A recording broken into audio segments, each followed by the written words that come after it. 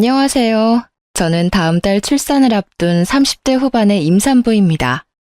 이 시기 임산부 대부분은 남편과 함께 아기용품을 준비하고 태어날 아기의 얼굴을 상상하며 행복한 시간을 보내겠지만 저는 남편과 이혼하고 친정엄마와 함께 출산 준비를 하고 있어요. 제 이야기를 적기 위해 지난 임신 기간을 떠올려 보니 다사다난이라는 단어가 떠오릅니다. 제 인생을 통틀어서 이렇게까지 화를 낸 적이 있었나 싶을 정도로 화를 많이 냈고 잘 풀리지 않은 현실에 답답해하며 스트레스를 많이 받았던 것 같아요. 출산을 앞두고 마음으로만 간직하고 있기에는 너무 속상하고 힘들어서 오늘 여기에 저의 한풀이를 한번 해볼까 합니다. 아는 동생의 푸념이라 생각하시고 끝까지 잘 들어봐 주세요. 우리 규민이가 대기업에 다니는 거 아시죠? 제가 혼자 이렇게까지 아들을 키우기 정말 힘들었어요. 그래서 저는 같은 대기업에 다니는 여자와 결혼을 시키려고 했는데 사람 인생은 우리네 마음대로 안 되네요. 그렇죠? 이야기를 시작하려니 상견례 날 시어머니가 하신 말씀이 먼저 떠오르네요. 제 남편은 어렸을 때 아버지가 사고로 돌아가셨습니다. 시어머니는 홀로 어린 남편을 키우기 위해 나물부터 시작해서 각종 채소, 과일류 등을 시장에서 팔아 돈을 버셔서 악착같이 모은 돈으로 남편을 애지중지 키우셨어요. 어려운 형편에도 공부를 꽤 잘했던 남편은 수도권 대학교를 장학금을 받으며 졸업하고 중소기업에 다니다가 대기업 영업직에 입사했습니다. 반면에 저는 중소기업을 운영하시는 아빠 덕에 부족함이 없이는 자랐지만 공부에는 영 소질이 없었어요. 그래도 대학교는 입학해봐야겠다는 생각에 4년제 대학교에 진학했고 졸업한 뒤 친정아빠의 회사 격리부서에서 일하다가 친구의 소개로 남편을 만나게 되었죠. 남편과 저는 성격이 정반대였습니다. 저는 제 생각과 의견을 확실히 말하고 따질 건 따지는 성격이었지만 남편은 조심스럽고 자기 생각을 잘 말하지 않는 성격이었어요. 특히 시어머니의 말은 절대적으로 따르는 사람이었습니다. 저는 남편의 그런 모습이 가정적으로 보였어요. 그러나 친정 부모님의 생각은 달랐습니다. 상견례 내내 자기 아들 자랑하기에만 바쁜 시어머니, 그리고 시어머니의 말씀에는 무조건 순종하는 남편의 모습에 결혼을 반대하셨어요.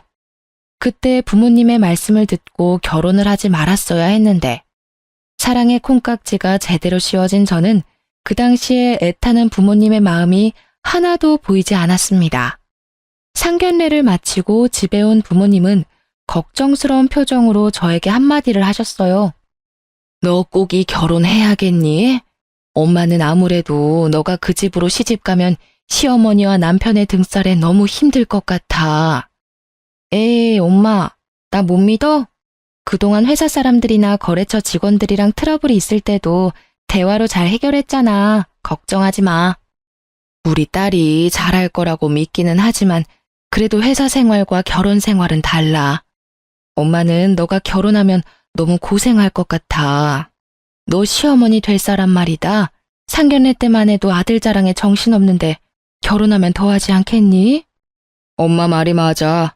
아무리 내 자식이 제일 멋지고 잘나 보여도 그렇지 어떻게 상견례 자리에서 그렇게 아들 자랑만 한다니? 솔직히 우리는 너가 원하지 않는다면 결혼 굳이 시키지 않을 생각이다. 부모님은 끝까지 시댁에 대한 좋지 않은 감정을 드러내시며 결혼을 반대하셨지만 그래도 저는 저 자신이 똑부러지고 현명한 사람이라는 착각 속에 빠져 잘할 수 있다고 고집부렸어요. 결국 부모님은 마지못해 우리의 결혼을 허락하셨습니다. 이렇게 우여곡절 끝에 결혼식을 마치고 2주가 지난 주말이었어요. 남편은 회사에 밀린 일이 많다며 출근을 했고 저는 그날따라 너무 피곤해서 낮잠을 자고 있었습니다. 한참 단잠을 자는데 누군가가 문을 두드려서 나가보니 시어머니가 오셨더라고요. 진화야, 너는 남의 돈 벌어먹는 것이 얼마나 힘든 일인 줄 아니? 너는 그동안 너네 아빠 회사에서 마음 편하게 생활했겠지만 우리 규민이는 아니란다. 오늘만 해도 너는 주말이라고 낮잠을 자지만 우리 아들은 회사에 출근해서 돈 벌고 있잖아. 얼마나 힘들겠니? 그러니까 네가 규민이 아침밥도 잘 챙겨주고 내조도 잘 해주고 해라. 아침밥이요? 규민이 아침에는 소화 잘 안 된다고 뭐 안 먹던데요. 규민이가 뭐니 규민이가. 너가 규민이랑 동갑이라고 해도 어른들 앞에서는 규민이가 아니라 여보나 당신이라는 호칭을 붙이고 존댓말을 써라. 이제 가장인 남편한테 반말이 가당키나 하니? 규민이는 너한테 존댓말 안 쓰더라도 너는 가장인 남편에게 당연히 존댓말을 써야지. 그리고 나는 규민이의 아침을 챙겨주지 않았지만 너는 규민이가 밥을 먹든 안 먹든 무조건 아침밥 챙겨. 넌 규민이 마누라잖아. 시어머니는 자신도 챙겨주지 않은 아침밥을 제게 챙기라고 성화였습니다. 게다가 동갑인 남편에게 존댓말을 쓰라니 그저 황당했어요. 무슨 동갑끼리 존댓말을 써요. 서로 쓰는 것도 아니고 저만 일방적으로 남편에게요? 그리고 어머니도 챙겨주시지 않았던 남편 아침밥을 제가 왜 챙겨야 해요? 만약에 제가 일하지 않고 남편이 앞으로 아침을 먹겠다면 모르겠지만요. 저도 회사에 출근해야 하고 남편도 먹지 않은 아침밥을 제가 왜 해야 하는지 저는 이해가 안 가요. 어머, 얘 좀 봐라. 너 지금 나한테 말대꾸하는 거야? 생각을 해봐라. 우리 아들은 대기업에서 일하고 너는 구멍가게 같은 회사에서 일하고 있잖아. 거기서 돈 벌어봤자 뭘 얼마나 번다고 우리 아들 아침밥도 못 챙겨주니? 그리고 요새 같은 어려운 시기에 대기업에 입사해서 긴 시간 잘 버티는 게 어디 쉬운 줄 알아? 그니까 우리 아들이 앞으로 스트레스 받지 않고 회사 일만 잘 할 수 있도록 고분고분하게 내줘야란 말이다. 시어머니의 말처럼 요새 같은 어려운 시기에는 대기업에 입사하기도 어렵고 어찌어찌 입사했다 쳐도 잘리지 않고 무사히 다니기가 쉽지 않다는 것은 잘 알고 있습니다. 그런데 제 남편 사실 회사에 다닌 지 2년밖에 되지 않았어요. 대학교 졸업 후 원하던 대기업에 취업이 되지 않아 중소기업에서 일하다가 우연히 대기업에 입사하게 된 것이었습니다. 물론 그것도 대단한 일이긴 하죠. 하지만 고작 2년 다녀놓고 엄청나게 오래 다닌 것처럼 떵떵거리며 말씀하시는데 기가 막혔습니다. 누가 들으면 어머니 아들 10년 일한 줄 알겠어요. 2년밖에 일 안 했으면서. 그리고 제가 한마디 더 하자면요. 저희 아빠 회사 구멍가게 아니에요. 물론 대기업만큼 크지는 않지만 그래도 이렇게 무시당할 만큼 작은 회사는 아니라고요. 뭐라고? 시어미한테 이게 무슨 말버릇이니? 지금이 조선시대였으면 말이다. 대기업에 다니는 우리 아들은 양반이고 구멍가게 같은 너네 아빠 회사에 다니는 너는 노비, 종이었다 이거사.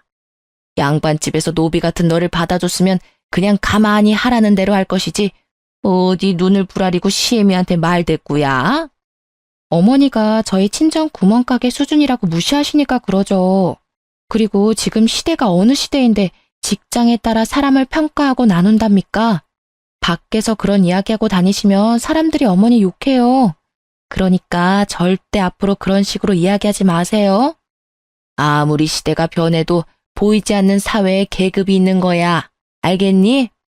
이래서 같은 대기업에 다니는 참한 처자를 며느리로 삼았어야 했는데 저거는 애가 고분고분하지도 않고 그런다고 우리 아들이랑 급이 맞게 대기업에 다니는 것도 아니고 어쩜 애가 어른한테 단 한마디도 지지를 않아? 저는 시어머니의 발언에 황당하고 기가 막혔습니다. 21세기에 대기업, 중소기업 운운하며 사람을 양반, 노비로 급을 나누는 게 말이 되나요? 그리고 솔직히 대기업이라고 해서 무조건 복지나 근무 환경이 좋은 것도 아니고 중소기업이라고 해도 급여나 복지가 좋은 회사들도 많이 있지 않습니까? 게다가 아빠의 회사는 중소기업이지만 대기업 못지않게 월급도 많이 주고 복지도 좋기로 소문난 회사였어요. 이런 아빠의 회사를 구멍가게라고 하며 무시를 하니 저도 가만히 있을 수가 없었습니다. 저는 제 성격상 시어머니께 마음에 없는 소리 하기도 싫었고 그저 저의 솔직한 생각을 말한 것뿐인데 시어머니는 제게 크게 화를 내셨습니다. 시어머니는 저같이 할 말 다 하는 며느리가 잘못되었다고 생각할 수도 있겠지만 솔직히 21세기의 회사에 따라 양반, 노비 등으로 계급을 나누고 사돈이 운영하는 회사를 구멍가게라고 하며 비하하는 것이 더 잘못된 것 아닌가요? 하지만 시어머니는 본인의 언행에 문제가 있음을 전혀 생각하지 않고 오히려 제게 화만 잔뜩 내다가 집에 가셨습니다. 그리고 그날 저녁 남편이 퇴근했는데 시어머니께 모든 상황을 들었는지 화가 잔뜩 나 있더라고요. 우리 엄마한테 다 들었어. 그냥 엄마한테 곱게 말하면 어디가 덧나냐? 넌 어쩜 그렇게 매사에 하나하나 다 따지려고 들어? 어머니가 나한테 무슨 말씀을 어떻게 하셨는지는 알고 그딴 식으로 말하는 거야? 다짜고짜 화부터 내기 전에 상황 파악 먼저 하지 그래? 대충 들었어. 우리 엄마가 너가 우리 집안 사람이 되었으니 기강 잡으려고 조금 뭐라고 하신 것 같은데 그냥 알겠다고 하면 되는 거 아니야? 기강? 야, 우리 부모님이 언제 너한테 기강 잡는답시고 막말한 적 있냐? 그리고 어머니가 나한테 무슨 말씀을 하셨는지 알아? 우리 아빠 회사가 구멍가게란다. 솔직히 내가 다니는 회사처럼 대기업은 아니잖아. 그리고 우리 엄마가 옛날에 시장에서 일하셔서 말이 원래 거칠어. 그거 모르고 결혼한 것도 아니면서 왜 그래? 그래, 네가 다니는 그 잘난 회사에 비해선 규모가 작으니까 우리 아빠 회사가 구멍가게 수준인 건 그렇다 치자. 그런데 어디 그뿐인 줄 아니? 대기업에 다니는 너는 양반이고 중소기업에 다니는 나는 노비란다. 내가 노비라는 소리를 들으면서도 참고 있었어야 해? 우리 엄마가 그런 말을 했다고? 그건 못 들었는데. 아무튼 엄마가 말은 거칠어도 마음은 여린 분이니까 너도 욱하지 말고 그냥 그러려니 하고 살아. 너는 그게 가능해도 나는 절대 그렇게 못해. 내가 어머니한테 말하지 못할 게 뭐야? 넌 그래도 며느리잖아. 그냥 어른인 우리 엄마한테 좀 지고 살면 안 돼? 적당히 한 귀로 듣고 한 귀로는 흘리면서 살면 안 되냐고. 야, 내가 너랑 결혼하면서 너네 집 힘들다고 해서 이 집도 해오고 결혼식 비용이나 혼수도 다 반반으로 했는데 노비라는 소리나 들으며 무시당하면서 살아야 해? 난 그렇게는 못 살아. 솔직히 저희 부모님은 시댁에 기죽어 살지 말라는 의미에서 신혼집을 마련해 주셨습니다. 그것도 남편 회사가 서울에 있으니 남편 회사 근처로 마련해 주셨죠. 반면에 시댁은 남편이 대기업에 다녀도 경제적으로 넉넉하지 않다는 이유로 아무것도 해주시지 않았어요. 그러면서 도리만 강요하는 시어머니한테 화를 내는 저를 남편은 이해하지 못했습니다. 우리는 합의점 따위는 없는 평행선 같은 싸움을 했고 그 뒤로 남들은 깨를 볶는다는 신혼임에도 불구하고 남남처럼 아무 말도 하지 않고 지냈어요. 그렇게 일주일이 지났습니다. 한동안 냉전 상태였던 남편이 제게 할 말이 있는지 쭈뼛쭈뼛 다가오더라고요. 다음 주 주말에 약속 잡지 마. 사실 엄마가 이모들이랑 개모임에서 1년에 한 번씩 펜션 잡아서 1박 2일로 놀러가. 이번에는 우리 쪽에서 준비해야 하는 차례라서 다음 주로 펜션 예약해놨어. 너도 같이 가야 해. 그럼 다음 주에 시이모님들 모시고 1박 2일 여행을 가야 한다고? 그런 걸 너 혼자 일방적으로 정하면 어떡해? 내가 말을 하려고 해도 너가 화가 잔뜩 나 있는데 어떻게 말을 거냐? 뭐 어찌됐든 지금 말하잖아. 그리고 이미 펜션 예약도 다 해서 너는 그냥 다음 주에 이모들이랑 같이 여행이나 가면 되는데 뭘 걱정이야. 아무리 그래도 시이모님이 두 분이나 계시는데 내가 얼마나 불편할지는 생각 안 해? 우리 이모들이 널 잡아먹기라도 하냐?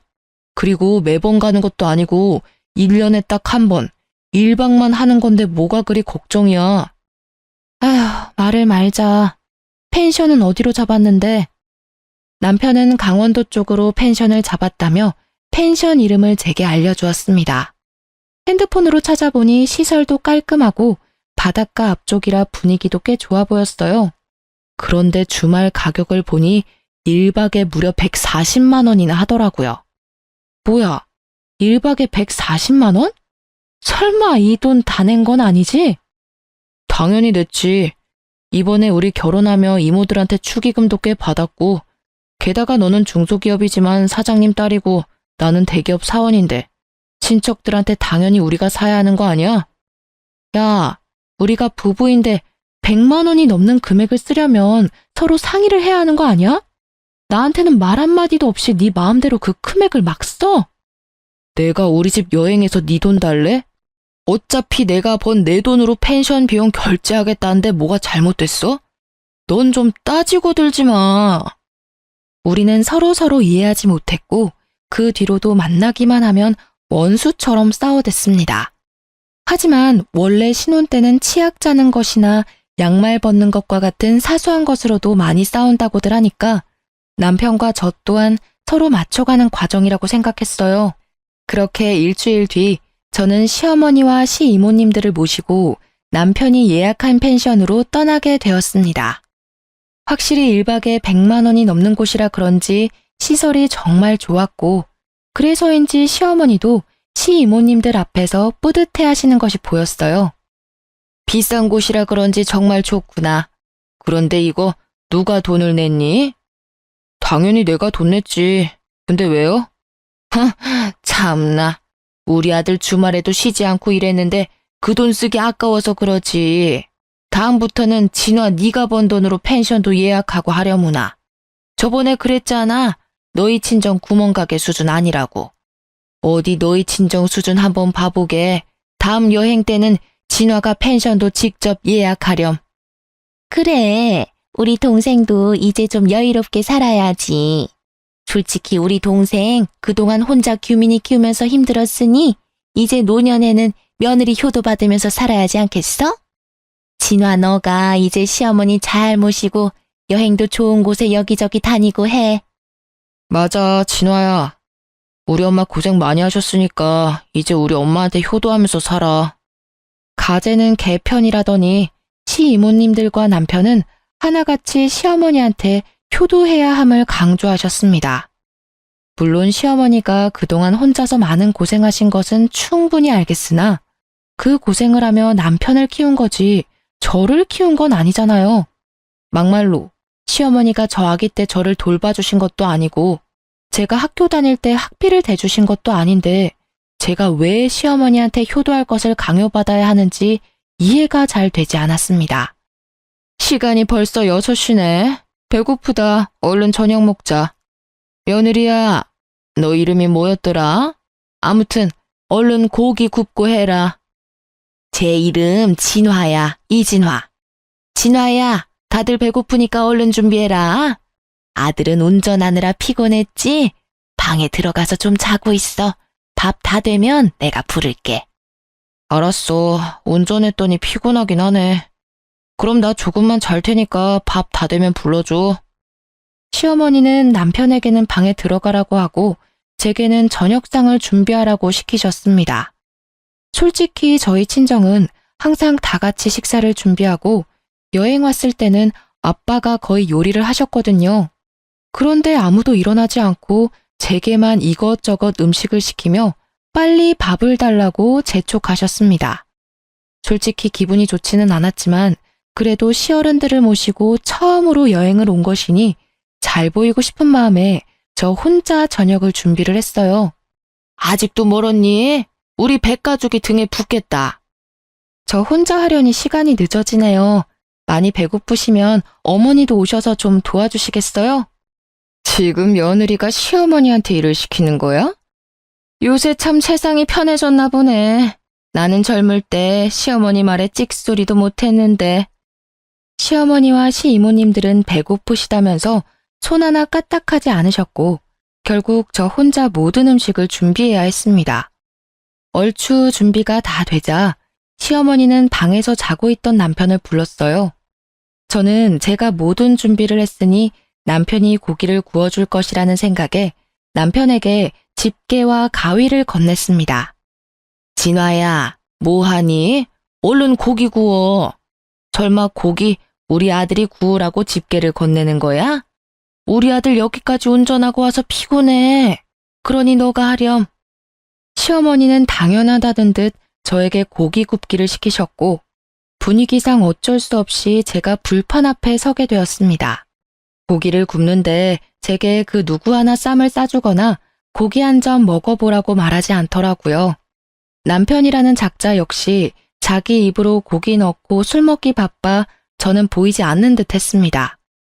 애미야, 고기가 다 떨어져 가는데 고기 아직 멀었니? 얘가 왜 이리 손이 느리니? 그리고 상추도 다 떨어졌으니 좀 씻어오너라. 쌈장도 없다. 쌈장도 덮어와. 오는 길에 소주도 부탁해. 그 자리에 있는 모두는 저를 여기서 일하는 직원 정도로 생각하는 것 같았고, 순간 저는 여기서 이런 사람들을 위해 왜 고기를 굽고 있어야 하는지 모르겠더라고요. 너무 화가 난 저는 집게를 내려놓고 그들에게로 다가갔습니다. 저는 직원이나 도우미로 온 것이 아니에요. 왜 저만 고기를 굽고 잔심부름을 해야 하죠? 제가 일한다고 일당을 받는 것도 아닌데요. 장규민, 너 고기 먹을 만큼 먹었으니까 이제 네가 직접 해. 우리 아들 평일에도 힘들게 일하는데 너는 여행 와서도 꼭 우리 아들을 잡아야 속이 후련하니? 이 집 며느리 성격이 장난 아니네. 그럼 여기서 고기를 네가 구워야지 누가 구워? 평일에는 일하고 오늘은 운전하느라 힘든 우리 조카가 굽니? 아니면 나이든 우리가 굽니? 일할 사람이 너 말고 또 누가 있어? 원래 이런 데서는 당연히 며느리가 해야 하는 거야. 죄송한데 저는 온 가족이 다 함께 식사 준비하는 집안에서 자라서 이모님 말씀대로 하지는 못하겠네요. 그리고 자꾸 남편은 평일에 일하느라 바쁘다고 하시는데 저도 평일에 일하느라 바쁘고 피곤해요. 그래봤자 너네 부모님이 운영하는 코딱지만한 회사인데 거기서 일해봤자 무슨 일을 얼마나 한다고. 야, 원래 며느리는 시댁에서 일하는 사람이야. 잘 알지도 못하면서. 빨리 네 자리 가서 고기나 구워. 분위기 깨지 말고. 저는 이런 대우 받으며 이 자리에 더는 못 있겠네요. 그리고 제가 여기 있어서 분위기가 깨지는 것 같으니 저는 집으로 가겠습니다. 저 빼고 가족끼리 좋은 시간 보내세요. 참, 밤이라서 버스가 없으니 제가 자동차 끌고 갈게요. 내일 새벽부터 버스 다닐 테니까 알아서 버스 타고 오세요. 저는 방에 들어가 제 짐과 차 키를 챙겨 펜션을 나왔습니다. 남편과 시어머니는 저를 붙잡으려 했지만 화가 잔뜩 난 저는 도무지 그 자리에서 1분 1초도 같이 있을 수 없었어요. 아무리 며느리이고 어른을 공경해야 하는 젊은이라고는 하지만 저를 가족이 아닌 직원 정도로 보는 사람들과 저의 황금 같은 주말을 보내기는 싫었습니다. 집으로 가는 길에 남편과 시어머니가 돌아가며 전화를 수십 통을 했지만 저는 받지 않았어요. 그렇게 2시간 정도 달려 빈 신혼집에 도착한 저는 혼자 맥주 한 캔을 먹고 잠이 들었습니다. 그리고 다음날 밤이 다 돼서야 남편이 화를 잔뜩 내며 집에 왔어요. 야, 집에 가려면 그냥 갈 것이지 차는 왜 가지고 가?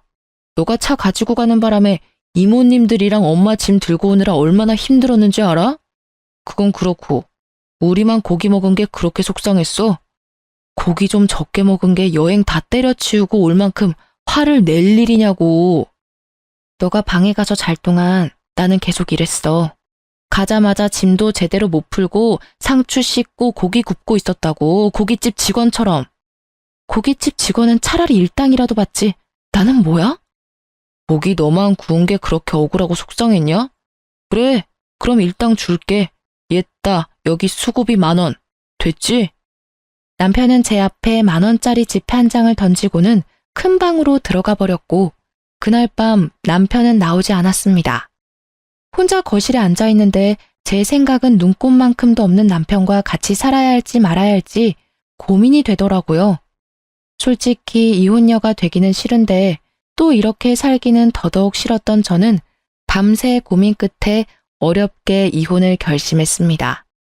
그날 저녁 저는 퇴근하고 온 남편에게 이혼 서류를 내밀고 친정으로 향했어요. 부모님께 그동안 있었던 일들을 다 이야기하니 그런 막대먹은 시댁과는 아기 생기기 전에 빨리 정리하는 게 낫다고 하시며 저를 위로해 주셨습니다. 그런데 문제가 생겼어요. 유달리 몸이 피곤하고 이상해서 혹시나 하는 마음에 임신 테스트기를 해보니 아기가 생겨버린 거예요. 병원에서 확인해보니 6주 차였고 아기의 심장 소리를 들으니 뭔가 마음이 뭉클해지고 눈물이 핑 돌더라고요. 사실 그때까지도 저는 남편과 시댁에 화가 많이 나서 이혼하고 싶은 생각뿐이었습니다. 그런데 아기가 생기니 편부모 밑에서 클 아기가 걱정되어 감히 이혼을 선택하지 못하겠더라고요. 난 이 아기를 아빠, 엄마가 다 있는 온전한 가정에서 잘 키우고 싶어. 그런데 시어머니가 나를 가족이 아닌 마음껏 부려먹어도 되는 사람 정도로 생각하시고 우리 친정을 무시하는 것이 정말 기분이 나빠. 솔직히 입장 바꿔 생각하면 너라도 그러지 않겠어? 뭐, 기분이 좋지는 않겠지. 그래서 말인데, 나 임신할 기간만이라도 스트레스 받지 않게 너가 중간 역할 좀 잘 해줄래?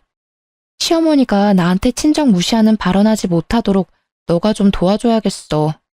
우리한테 온 이야기 지켜야 하잖아. 내가 무슨 수로 어떻게 돕길 바라는데? 임신 기간만이라도 시댁과 연락 끊고 살자. 너는 전화하든 말든 상관없지만 명절, 제사 등의 집안 행사 때 나는 가지 않을 거야. 앞으로 어머니한테 오는 전화도 받지 않을 거고. 그렇게 할 수 있게 너가 좀 도와줘. 저는 효자 남편이 저의 부탁을 들어주지 않으면 어쩌나 걱정했지만 그래도 아기를 위해서라고 하니 순순히 제 뜻을 따라 주었습니다. 앞으로는 시어머니와 제 사이에서 중간 역할 잘하겠다고 굳게 약속까지 했어요. 그런 남편을 저는 믿었고 한동안은 나름 행복했습니다. 그렇게 임신 5개월 정도가 되었어요. 그날 남편은 친구들을 만나러 나갔고 저는 주말이라 부모님과 함께 집에서 쉬고 있었습니다. 밥을 먹고 거실에 앉아 과일을 먹는데 그다지 반갑지 않은 전화가 왔어요. 바로 시어머니였습니다. 저는 전화를 받지 않으려고 했지만 계속 전화를 하시는 통에 어쩔 수 없이 받았어요. 야, 너는 아무리 임신을 했어도 그렇지 어떻게 시어머니한테 전화 한 통 없냐? 너 지금 나랑 연락 안 한 지 무려 6개월 넘었어. 정말 영 끊고 살 거야? 규민이한테 다 들었다. 너가 임신 기간에 나랑 연락 끊고 싶다고 했다길래 화가 많이 났어. 어디서 며느리가 시어미한테 연을 끊자는 이야기를 해? 하지만 그래도 너가 유산할 수도 있는 임신 초기니까 그냥 참았어. 그런데 이제 어느 정도 안전 게 아니니? 그럼 알아서 죄송합니다 하고 연락을 해야지.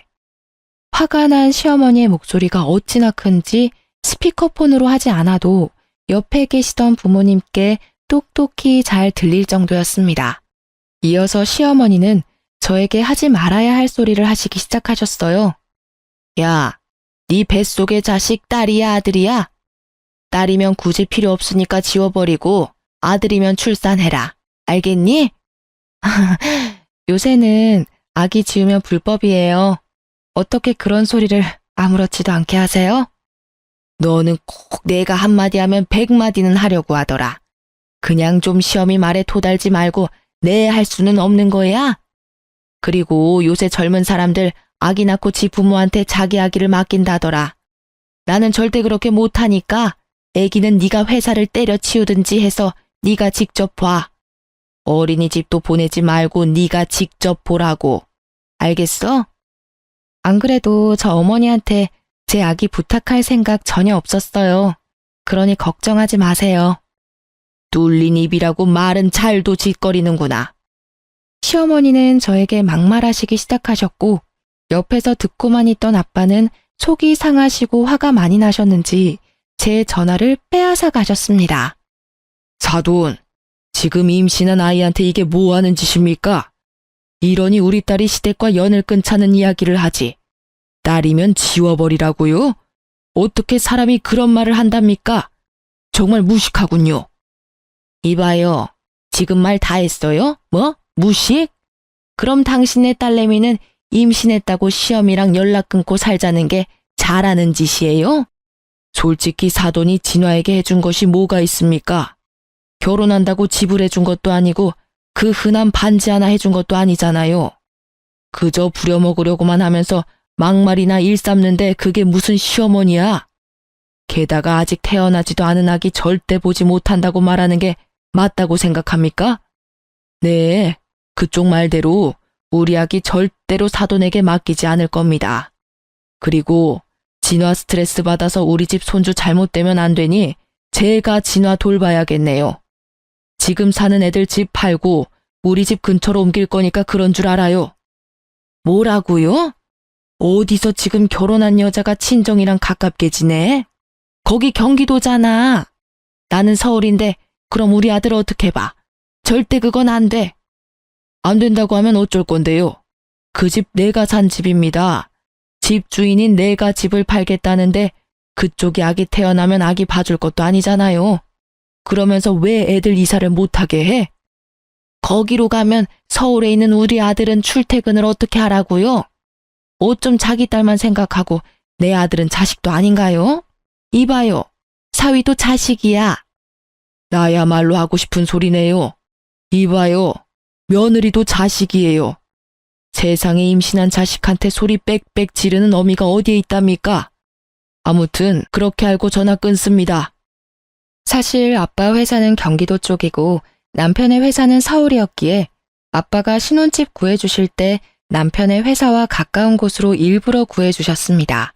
그런데 시댁에서 이런 식으로 나오니 아빠는 더는 멀리 둬서는 안 될 것 같다며 우리에게 경기도로 이사 오라고 하셨어요. 솔직히 처음에는 홧김에 하시는 말씀인 줄 알았습니다. 그런데 한 달 뒤 친정집 근처에 꽤 괜찮은 신혼집을 구해주셨고 결국 우리는 남편 회사에서 2시간 30분이나 걸리는 곳으로 이사를 하게 되었습니다. 남편은 처음에는 너무 멀다고 반대했지만 집에 대한 지분이 전혀 없기에 찍소리 못하고 따라왔죠. 그런데 출산 3달을 앞두니 배가 많이 나와 점점 힘들었고 집에 있는 남편에게 도와달라고 했지만 남편은 자신도 바쁘다며 신경도 써주지 않았어요. 주말에 친정에서 부모님과 함께 보내고 있는데 시어머니한테 전화가 왔습니다. 니네 부모 옆에서 사니까 좋냐? 너 오늘이 무슨 날인지는 알아? 무슨 날인데요? 어머니 생신도 아니고 남편 생일도 아니잖아요. 네 시아버지 제사이다. 며느리가 돼서 어떻게 그런 것도 모르니? 그니까 얼른 우리 집으로 튀어와. 참, 우리 아들은 너네 아빠 때문에 매일 5시간씩 출퇴근하느라 힘들 테니 반드시 너 혼자 와라. 알겠니? 시어머니는 오늘 제사이니 오라는 말만 하시고 끊으셨습니다. 사실 저는 전날 병원 검진에서 임신성 당뇨에 저혈압이 심하다며 되도록 멀리 다니지 말라는 주의를 들었어요. 그래서 배가 잔뜩 나온 이 몸으로 서울까지 가기에는 무리였습니다. 게다가 제가 시댁에 가면 가정부처럼 일만 하다 올 것이 뻔했고 무엇보다 아버지 제사에 아들인 남편도 참석 안 하는데 얼굴 한 번 못 본 제가 굳이 갈 필요는 없잖아요. 그래서 저는 시댁에 가지 않고 친정에서 낮잠을 잤어요. 그렇게 3시간 정도 지났으려나요? 계속 들리는 진동 소리에 잠이 깨서 핸드폰을 보니 시어머니가 전화를 100통이나 하셨더라고요. 지금 전화 받아봤자 욕설만 들을 것이 뻔하기에 저는 계속 울리는 핸드폰을 받지 않았습니다. 그리고 잠시 후 누군가 친정집의 대문을 두드렸어요. 엄마가 깜짝 놀라 문을 열어보니 문 앞에는 시어머니가 계셨고 화가 난 표정으로 제 이름을 부르셨죠. 이진화, 너 이 시어미 말이 말 같지가 않냐? 너네 시아버지 오늘 제삿날이니까 당장 튀어오라고 했어 안 했어? 그런데 너는 친정에서 퍼질러 잠이나 자? 내가 그렇게 웃음니? 시어머니는 저의 머리채를 잡고 흔들어댔고 그 모습에 놀란 엄마는 시어머니를 밀쳐냈어요. 다돈, 아무리 그래도 어떻게 임신한 아이 머리를 잡는답니까? 그리고 우리 진아, 지금 몸이 안 좋아요. 서울까지 갈 몸 상태가 아니라고요. 그건 내 알 바 아니고 며느리면 당연히 시댁 제사에 하늘이 두 쪽이 나도 참석해야 할 거 아니야. 이렇게 며느리 도리 못할 거면 이혼해. 나도 너 뱃속에 자식 따위 필요 없다. 이혼이요? 알겠습니다. 이혼할게요. 안 그래도 며느리 집안 노비로 보는 어머니랑 중간 역할 제대로 하지도 못하는 남편 때문에 힘들었는데 잘 됐네요. 아기에게는 아빠와 엄마가 같이 있는 환경이 좋을 것 같아 어떻게든 살아보려고 했었는데 이런 시어머니와 남편 밑에서는 아기가 보고 배울 게 하나도 없겠네요. 시어머니는 제가 덥석 이혼하겠다고 하자 잠시 당황하는 기색을 내비쳤습니다. 그래도 이미 내뱉은 말을 취소할 수는 없겠는지 오히려 더 큰 소리를 내시더라고요. 그래, 잘 됐네. 사실 그동안 우리 아들은 대기업 다니는데 며느리는 이름도 모르는 하찮은 회사 다녀서 부끄러웠다. 이참에 너네 둘이 갈라서고 우리 아들이랑 급이 맞는 대기업 며느리 한번 얻어서 자랑 좀 하고 다녀보자. 대기업 아들의 며느리요? 아들이 말 안 했나 보죠? 어머니, 일을 어째요? 이제 그쪽 아들 대기업 직원 아니에요.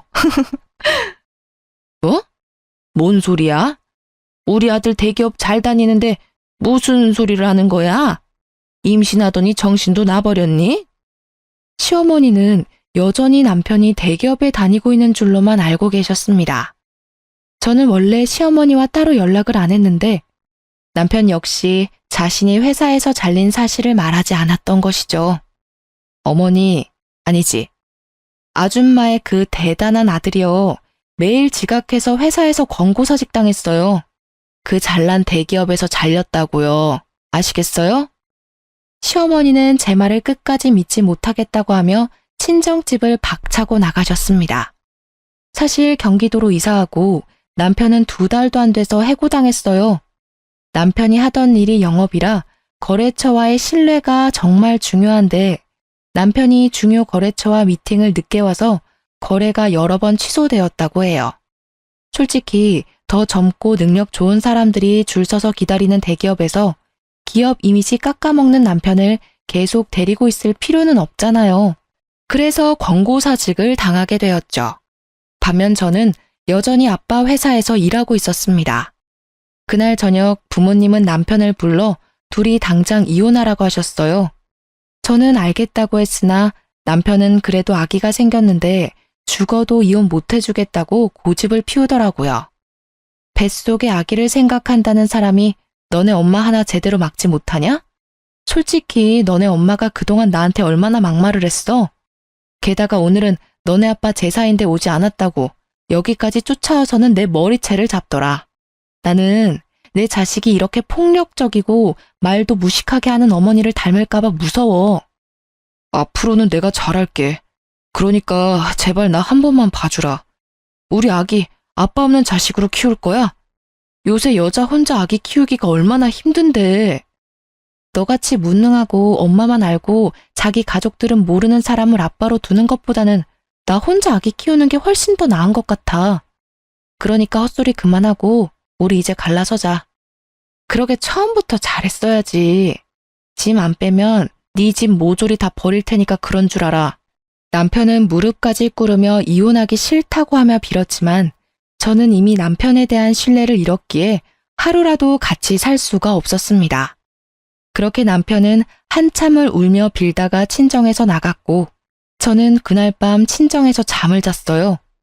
다음 날 회사를 마치고 신혼집에 가보니 여전히 남편의 짐들이 있었습니다. 확 버리려다가 그래도 최소한의 예의는 지키고 싶어서 남편의 짐을 대충 구겨 넣고 시댁에 퀵으로 보내버렸어요. 이혼 서류와 함께요. 그리고 저는 신혼집의 비밀번호도 바꿔버리고 친정으로 갔습니다. 그렇게 3시간 정도 뒤 시어머니한테 전화가 왔어요. 아가야, 그동안 내가 정말 미안했다. 이 늙은이가 정신줄을 놨나 보다. 정말 미안해. 그러니까 그만 화 풀고 우리 아들 좀 받아주면 안 될까? 내가 손주도 잘 돌봐주고 이제는 너에게 막말도 하지 않을게. 정말 너를 내 딸로 여기며 평생을 받들며 살게. 그러니까 한 번만 화 좀 풀어주련. 이미 신뢰도 잃고 같이 살 이유도 없는데 제가 왜 그래야 하죠? 저는 아줌마와 아줌마 아들과 더는 대화할 이유도 가치도 없습니다. 말 길어져봤자 피차 좋지 않을 테니 전화 끊을게요. 시어머니는 저를 어떻게든 붙잡고 싶었는지 말을 더 하려 했지만 저는 그냥 끊어버렸습니다. 그 뒤로 저는 경기도의 신혼집을 팔아버렸고 이렇게 저와 남편은 이혼하게 되었어요. 내심 여기에 있는 사연들처럼 남편이 이혼 못하겠다고 버텨서 소송까지 가면 어쩌나 했거든요. 그런데 다행히 남편이 깔끔하게 협의 이혼을 하더라고요. 대충 알아보니까 이혼 소송을 하는데 드는 돈이 한두 푼이 아니라면서요. 아마 남편은 백수의 집도 없고 위자료를 내줘야 할 판국이 되니 울며 겨자 먹기로 어쩔 수 없이 합의해 준 것 같았습니다. 그리고 지난주 남편이 친정집으로 저를 찾아왔습니다. 아주 꾀죄죄한 모습으로요. 무슨 일이냐고 물으니 남편이 대뜸 제 손을 잡는 거예요. 진화야, 나 좀 살려줘. 사실 우리 엄마가 화장실에서 얼마 전에 쓰러지셨어. 그래서 지금 사경을 헤매고 있는데 병원비가 한 푼도 없어. 제발 불쌍한 사람 돕는다 생각하고 병원비 좀 주면 안 될까? 그럼 내가 정말 평생 널 은인으로 생각하고 살게. 어머, 어머니께서 그리 되셨어? 어쩌면 좋아. 너 회사도 잘리고 많이 힘들었겠다. 잠깐만. 저는 집 안으로 들어와 제 지갑을 꺼냈어요. 그리고 지갑 안에 있던 10,000원을 꺼내 들었습니다. 이를 어쩌나? 지갑에 10,000원밖에 없네? 옛다 병원비. 이거 갖고 가서 잘 치료해드려. 야, 장난해? 우리 엄마가 사경을 헤맨다는데 이러고 싶어? 솔직히 나는 이 상황에서도 자업자득이라는 단어밖에 생각이 안 나네. 너네 엄마 그동안 얼마나 나를 괴롭게 하고 막말을 일삼았니? 나를 가족은커녕 그저 부려먹을 생각뿐이셨는데 내가 왜 너네 엄마의 병원비를 보태줘? 난 그렇게 마음이 넓은 사람이 아니라서 그렇게는 못하겠다. 10,000원으로 병원비 쓰면 되겠네. 저는 10,000원을 던지고 문을 쾅 닫아버렸습니다. 이렇게 저는 출산을 앞에 두고 남편과 이혼하게 되었어요. 사실 제 아기에게 화목한 가정, 좋은 아빠를 만들어주지 못해 미안합니다. 되도록 가정을 지키며 살려고 했는데 워낙 제 성격이 세서 참지 못하고 갈라서고 말았네요. 제 사연을 듣는 청취자분들 중에는 저보다 더 현명하게 이 상황을 대처하실 분도 계시겠지만 저로서는 이게 가장 나은 방법이었습니다. 어찌되었든 저는 이미 남편과 갈라섰고 이혼한 것에 대해 후회하지는 않아요. 그리고 앞으로는 과거에 얽매이지 않고 더 강해질 것입니다. 곧 저는 엄마가 되니까요. 엄마가 되는 것이 걱정되고 많이 떨려요. 그래도 제 사연을 듣고 계시는 인생 선배님들에게 응원의 말 한마디씩 들으면 힘이 날 것 같습니다. 우리 아기 무사히 잘 태어나서 행복한 꽃길을 걸을 수 있도록 좋은 말 부탁드려요. 지금까지 제 이야기 들어주셔서 감사합니다.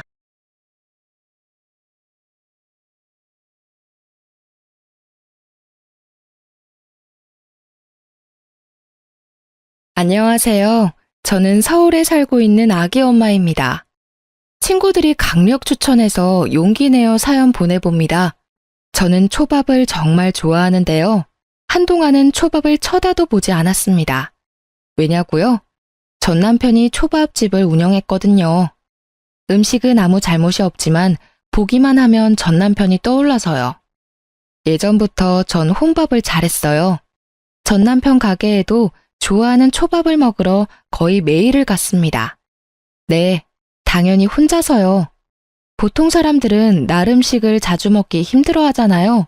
저는 일주일 중 4번, 5번 정도 초밥을 먹었어요. 너무 자주 가니까 남편은 제가 본인을 좋아하는 줄 알았대요. 웃기죠? 그때는 진짜 아무런 감정 없었거든요. 사실 남편의 얼굴도 기억 안 날 만큼 초밥에만 집중했었어요. 어느 날 초밥을 평소처럼 쥐던 남편이 말했어요. 초밥 안 질리세요? 네? 안 질려요. 내일은 다른 거 먹으러 갈래요? 왜요? 내일은 장사 안 하세요? 저랑 더 맛있는 거 먹으러 가요.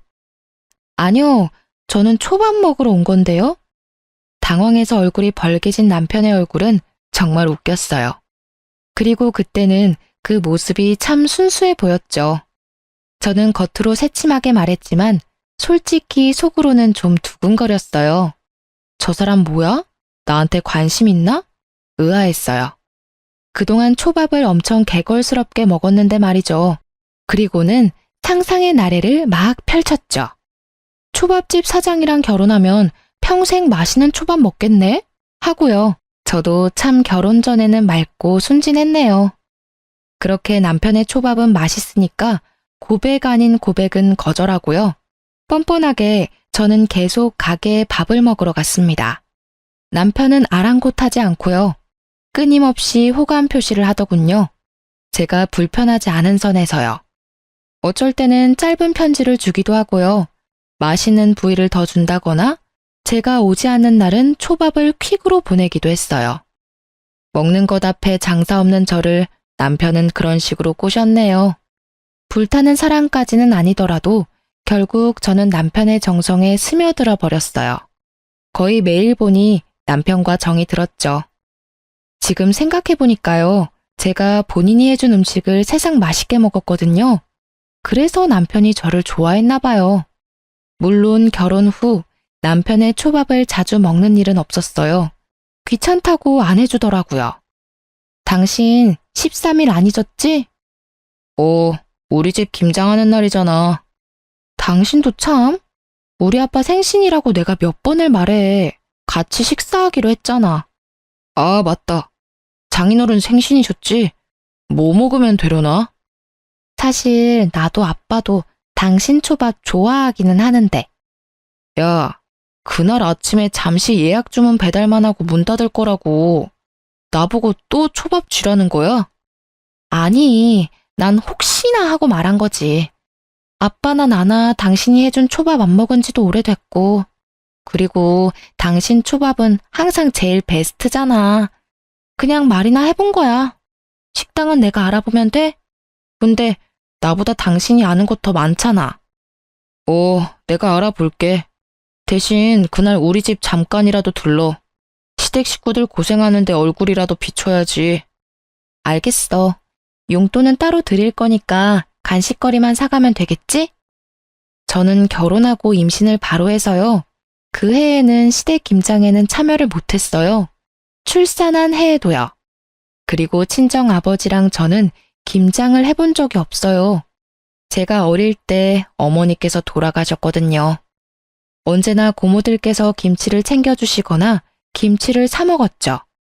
사실 아빠랑 저는 김치를 많이 먹는 편도 아니라 김치 없이도 잘 살았습니다. 그런데 남편은 김치가 없으면 밥을 못 먹을 정도로요. 김치를 너무 좋아해요. 그나마 다행인 건 어떤 김치든 맛있다고 잘 먹습니다. 시어머니 김치가 아니더라도요. 시댁에서 남편 먹으라고 줬던 김치들은 금방 동이 나서요. 제가 매달 남편 먹을 김치를 따로 구매했어요. 어머니, 저 왔어요. 출출할 때 드시라고 커피랑 빵 사왔어요. 예, 왜 이렇게 늦게 왔어? 그러고 서 있을 시간 없다. 얼른 옷 갈아입고 오너라. 네? 얘는 마음이 급해 죽겠는데 뭐라고 서 있니? 바쁘다. 오늘 안에 끝내려면 서둘러야 해. 저기 방에 네 옷 준비해놨으니 빨리 움직여라. 제가 상황 파악을 못하자 시모는 제 등을 떠미셨어요. 신우는 제 딸을 봐준다며 다른 방으로 데리고 갔고요. 얼떨결에 옷까지 갈아입은 저는요. 아, 잠깐이라도 돕고 가라는 뜻이시구나 했어요. 다행히 아버지랑 약속 시간까지 2시간 정도 남아 있었어요. 저는 중간중간 시계를 확인하면서 열심히 도왔습니다. 절인 배추를 무리하게 들다가 허리를 살짝 삐끗하면서도요. 저 어머니 12시인데 이제 가봐도 될까요? 아니 그게 뭔 소리냐? 아직 한참 남았는데. 오늘 친정아버지 생신이셔서요. 말씀드렸었는데 12시 반까지 만나 뵙기로 해서 지금 가봐야 할 것 같아요. 예, 너 지금 결혼한 지 얼마나 됐냐? 이때까지 한 번도 김장 안 돕고 김치만 얻어먹더니 지금 너 그게 당연한 건 줄 아냐? 누군 허리가 빠지도록 배추 씻고 절이고 너는 계속 아무 고생 없이 대가 없이 내 김치를 먹겠다 이거니? 어머니, 그렇게 말씀하시면 저 조금 서운해요. 제가 임신하고 출산하느라 참여 못한 거잖아요. 일부러 안 한 게 아니잖아요. 난데없이 소리를 질러대는 시모에 저는 놀라서 울먹였습니다. 지금 너 일부러 안 하려 하잖니? 친정아버지 생신이라고 몇 번이나 말씀을... 예, 너 정말 웃긴다. 몇 번 말해. 난 너 못 보낸다. 그렇게 알아라. 아니 양심 있으면 말이야. 지금부터라도 빠지지 않고 도와야지. 참 어디 말 같지도 않은 소리를 해. 처음에는 남편이 분명히 얼굴 도장만 찍고 오라 했습니다. 일찍 보내준다고도 말했고요. 결국은 안 보내줘서 아빠는 저를 기다리다가요. 남편이랑 둘이 식사를 하셨어요. 남편도 하필 예약 도시락에 문제가 생겨서 늦었더라고요. 친정아빠는 결국 쫄쫄 굶으시다 오후 늦게 점심을 드셨죠. 너무 속상했는데요. 아빠는 오히려 저를 달래주셨어요. 딸, 이제 엄마다 생각하고 시어머니 말 잘 들어. 아빠 생일이 뭐가 중요하냐? 만약 앞으로 아빠한테 문제 생겼을 때 너한테 가족은 시댁 식구들밖에 없을 텐데 지금 미리 잘 보여야지. 아빠도 우리 딸내미 손맛 엄청 궁금하네. 나는 신경 쓰지 말고 김장 잘 도와드리고 와. 최서방이랑 같이 맛있는 거 먹으러 갈 거니까. 아빠, 진짜 미안해. 나랑 나중에 더 맛있는 거 드시러 가요. 김치는 아빠 목 내가 가져갈게. 시모는 김장을 하는 내내 저를 째려보더라고요. 다 하고도 수고했다는 말 한마디 없었어요. 시모는 식탁에 툭 던지듯이요. 큰 김치통 하나랑 작은 반찬통 올려놓고 말했어요. 큰 김치통은 내 아들 몫이고 그리고 이거는 네 친정아빠 갖다 줘라. 호랩이니까 이 정도만 있으면 되겠지. 저는 제 귀를 의심했어요. 어머니, 지금 뭐라고 하셨어요? 시댁 어른들이 김치를 나누느라 시끌벅적해서요. 제 말은 그대로 묻혔어요. 집에 돌아온 저는요. 남편에게라도 말해야 분이 풀릴 것 같았어요. 아니, 어머님 어떻게 말을 그렇게 하셔? 우리 아빠 보고 호랩이래. 호랩이라니. 게다가 김치도 김장하다가 남은 짜투리 사주셨어. 뭐? 진짜야? 아이씨, 내가 분명 엄마한테 많이 챙겨달라고 했는데. 남편은 자기 김치만 생각했죠. 아니, 당신 김치는 이거고 우리 아빠 김치는 반찬통에 담아줬다고. 다행이네. 뭐? 다행? 말 다 했어? 내 말을 듣고도 다행이라는 말이 나온다고? 난 우리 아빠 생신도 못 챙겨드리고 하루 종일 네 집에서 개고생했어. 넌 뭐야? 너도 두 손 멀쩡하면서 왜 김장 안 도와? 네가 김장하고 내가 우리 아빠랑 식사했으면 됐겠네. 야, 사실 장인어른 생신보다 중요한 건 김장이야. 우리 집에서는 김장이 1년 중 가장 중요한 행사라고. 전부 김치를 엄청 좋아하는데 네가 대수롭지 않게 여겨서 엄마가 화가 난 거야. 오죽하면 김장 안 시킨다고 거짓말하면서 널 불렀겠냐? 너 설마 알고 있었어? 어머님이 나 김장 시킬 거? 그것도 모르고 난 멍청하게 빵에 커피에 돈만 주고 장창 썼네? 애초에 못 도와드린 대신 계속 김장 비용도 드렸어. 우리가 받은 김치보다 더 많이 드렸어. 올해도 당연히 드렸고 김장비도 주고 김장도 하고. 근데 돌아오는 게 이런 취급이야? 그리고 뭐? 우리 아빠 생신보다 김장이 더 중요한 행사라고? 진짜 너랑 너네 엄마 웃긴다. 어떻게 김치가 사람보다 중요해? 말 같지 않은 소리 좀 하지 마. 어차피 서방이 다 먹는 김치잖아. 아까워? 겨우 하루 고생한 네 노동이랑 김장비가 그렇게 아까워? 당신 참 속 좁다. 그리고 네가 몰라서 그렇지 그런 집도 있는 거야. 아마 우리 가족들 생일이었어도 똑같이 김장했을걸? 예외는 없어. 우린 김치를 좋아하다 못해 사랑해. 남편의 한마디 한마디가 아주 징글징글했어요. 새삼 김치 없으면 밥 못 먹는 것도 유난이라 생각들더라고요. 김치가 그렇게 좋아? 좋아. 그러니까 밥이나 좀 해봐. 흰 쌀밥에 김장김치 빨리 먹고 싶으니까. 그래, 그렇게 좋다는 거지? 알겠어. 미안한 기색도 없는 남편에게 오만정이 다 떨어지더라고요. 혹시 옛날 어떤 드라마에서 나왔던 김치 싸대기 아세요? 그 장면처럼 김치를 당장 꺼내 남편 뺨을 휘갈기고 싶더라고요. 저는 분노를 참고 남편이 먹을 밥을 새로 했죠. 맛있다고 신나서 잘 먹더라고요. 남편이 다음 날도 그 다음 날도 그렇게 맛있게 먹는지 저는 두고 보자 했죠. 반찬이 이게 뭐야? 뭐긴 뭐야. 당신이 좋아하는 김치지. 그리고 김치볶음밥. 남편이 초밥 외에는 음식할 줄 모르거든요. 결혼하고부터는 식당 일하는 남편이 안쓰러워서요. 아침 저녁 살뜰히 제가 정성스레 밥을 차려줬어요. 근데 남편 하는 꼬라지를 보니 저도 바뀌어야겠더라고요. 장난해? 지금 어제 일로 복수하는 거야? 복수라니, 너 김치 좋아한다며. 좋아하는 걸 줘도 왜 난리야? 아, 됐다. 말을 말자. 와, 엄청 맛있겠네. 잘 먹을게. 남편은 얄밉게도 엄청 맛있게 먹더라고요. 그래서 그 다음날도 열심히 요리해줬어요. 밥 먹어. 당신이 좋아하는 반찬 김치랑 김칫국이야. 이게 진짜 다야?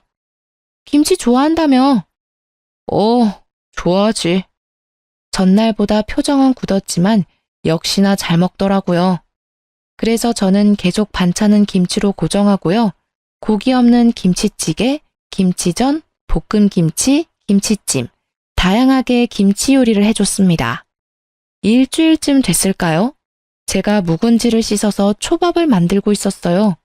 남편이 뒤에서 울면서 싹싹 빌더라고요. 미안해.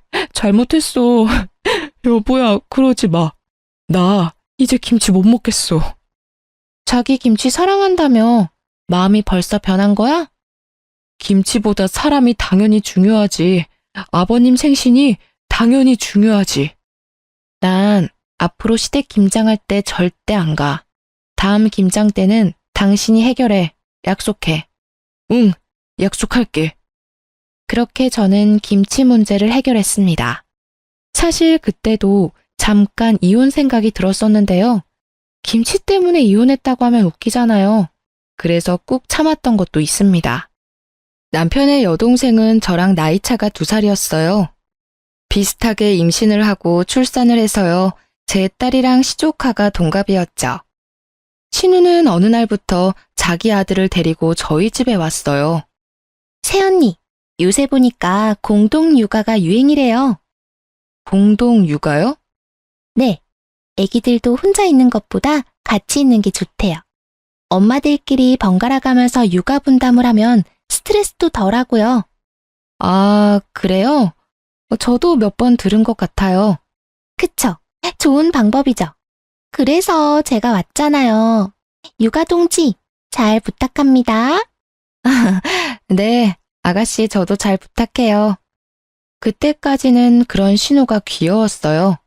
많이 힘들어서 우리 집에 왔구나. 나도 힘들었는데 서로 힘이 되겠네 하고요. 신우도 저도 엄마로서 모든 게 처음 하는 경험이니까요. 하지만 공동 육아는 같이 하는 건데 신우의 밥도 제가 차리고요. 아이 둘도 제가 전부 돌봤습니다. 제가 밥을 차리면 설거지라도 해줄 줄 알았는데 드러누워 자더라고요. 저도 피곤하거든요. 제 딸 재우고 나면 단 20분이라도 눈을 붙였었는데 신우와 시조카 덕분에 아예 쪽잠도 못 잤어요. 그렇게 매일같이 찾아오는 신우 덕에 저는 살도 엄청 빠졌습니다. 신우는 큰애 1명 추가로 키우는 기분이 들었어요. 도합 3명의 아이를 케어하니 몸이 나만 할 리가 없죠. 아니, 집안꼴이 이게 뭐야? 당신 요즘 해도 해도 너무한다. 여보, 그게 아니라 설거지 또 안 한 거 봐. 뭘 도대체 얼마나 먹은 거야? 나도 노력하고 있어. 근데 너무 힘들어. 그거 내가 먹은 게 아니라 아가씨가 먹은 거야. 내일부터 아가씨 우리 집에 못 오게 해. 뭔 소리야? 아가씨 말이야. 아마 나보다 어리니까 지금 더 힘들 거야. 육아도 살림도. 근데 그렇다고 나한테 다 맡기면 안 되잖아. 그동안 내가 당신한테 말 못했는데 아가씨 매일같이 우리 집 왔어. 다 큰 성인 내가 아침 점심 다 해먹이고 애들도 내가 다 케어했어. 공동 육아하자면서 찾아와서는 손 하나 까딱하지 않았다고. 그때 세상이 핑 돌더라고요. 네, 그렇게 쓰러져서 응급실에 갔어요. 남편은 그 와중에도 밉게 말하더라고요. 아주 고생은 혼자 다 하지? 나도 힘들어 죽겠는데 말이야. 집에 있으면서 뭐 그렇게 힘들다고. 아까 제대로 못 들었니? 네 동생 더는 우리 집 못 오게 해. 네가 안 막으면 나 진짜 집 나갈 거야. 남편은 들은 척도 안 하더라고요. 목이 메이고 울컥했지만 애써 참았습니다. 그렇게 수액을 맞고 몸은 좀 괜찮아졌고요. 피곤이 너무 쌓여서 쓰러졌다더라고요. 신우도 남편이 말했는지 다행히 안 오더라고요. 그렇게 딱 사흘 지났어요. 띵동 소리에 등골이 서늘하더라고요. 평소처럼 신우가 시조카를 데리고 집에 온 겁니다. 해도 해도 너무하네요. 아가씨, 저 쓰러진 거 못 들으셨어요? 제 말은 안 들리는지 신우는 잠시만요 언니? 하고 통화를 받더라고요. 저는 시조카가 울든지 말든지 신우가 배고프든지 말든지 신경 끄기로 했습니다. 딸 낮잠을 재우려는데 신우가 다시 집을 나가는 소리가 들렸어요. 드디어 정신 차렸나 했죠. 그런데 시조카는 제 집에 덩그러니 놓고 갔더라고요. 어이가 없었어요. 전 신우한테 곧바로 전화를 걸었죠. 아가씨. 언니, 저 친구들이 갑자기 불러서요. 언니 귀찮게 안 할게요. 밖에서 얼른 밥 먹고 돌아올게요. 아니, 아가씨. 신우는 그대로 전화를 끊었습니다. 전화 전원을 아예 끄더라고요. 한 번은 참기로 했어요.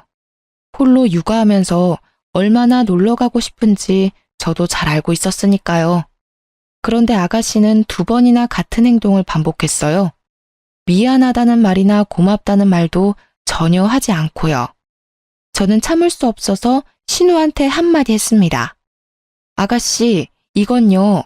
아가씨가 말한 공동 육아가 아니라요. 나 혼자 독박 육아하는 거잖아요.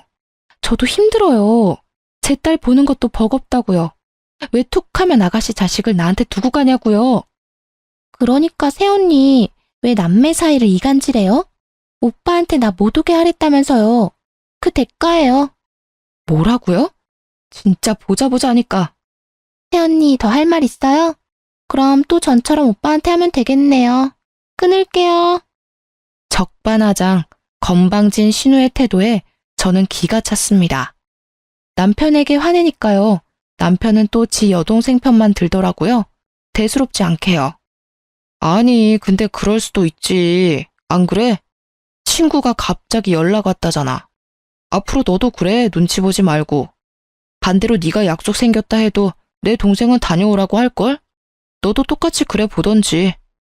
저는 말이 안 통하는 이 남매를 어떻게 할까 싶었어요. 제 딸을 맡기기에는 신우 하는 행동이 너무 걱정됐거든요.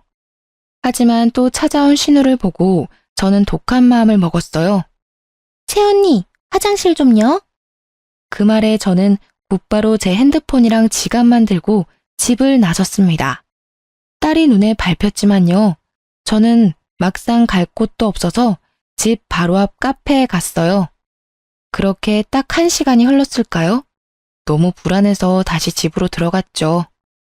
아가씨? 제가 조심스레 부르자 울었는지 눈이 퉁퉁 불어있는 신우가 나왔습니다. 그 모습을 보고 이제 좀 정신을 차렸나 보다. 이 정도면 내 마음을 이해했겠지 싶었어요. 그런데 익숙한 목소리가 제 귀를 때렸습니다. 너 지금 뭐 하는 거냐? 갑자기 튀어나온 시모에 깜짝 놀랐죠. 저는 차분히 상황 설명을 하는데 가만히 듣던 시모가 제 뺨을 세게 내리쳤습니다. 제 딸과 시조카는 그 광경을 목격하고 놀라 울음이 터졌습니다. 그 와중에도 신우이는 자기 아들만 챙기더라고요. 제가 딸을 안아주려 하자 시모 저를 막았어요. 그리고 거칠게 밀쳐냈어요. 얘, 버리고 나갈 때는 언제고 어디 안으려들어? 어머니, 지금 다 상황 들으셨는데도 저한테만 뭐라 하시는 거예요? 제가 오죽했으면요. 어디 바락바락 대들긴? 정말 하는 행동이 무식하고 못 배워먹은 티가 나. 가정교육을 제대로 받았어야 알지. 아니 엄마 없이 자란 티를 너무 내는 거 아니니? 지금 뭐라고 하셨어요? 저는 애들이 울고 자지러져도 시모에게 소리를 질렀습니다. 아버지가 저를 정말 열심히 키우셨거든요. 어디 가서 그런 말 안 듣게요. 저도 어디 모난 구석 없이 잘하려고 노력했고요. 그런데 시집 와서 시모에게 이런 말을 듣다니 수치스럽고 섭섭했죠. 시모와 신우는 제가 계속 악을 쓰자 돌아갔어요. 밤이 되어서야 남편을 붙잡고 억울하다고 울면서 말했죠.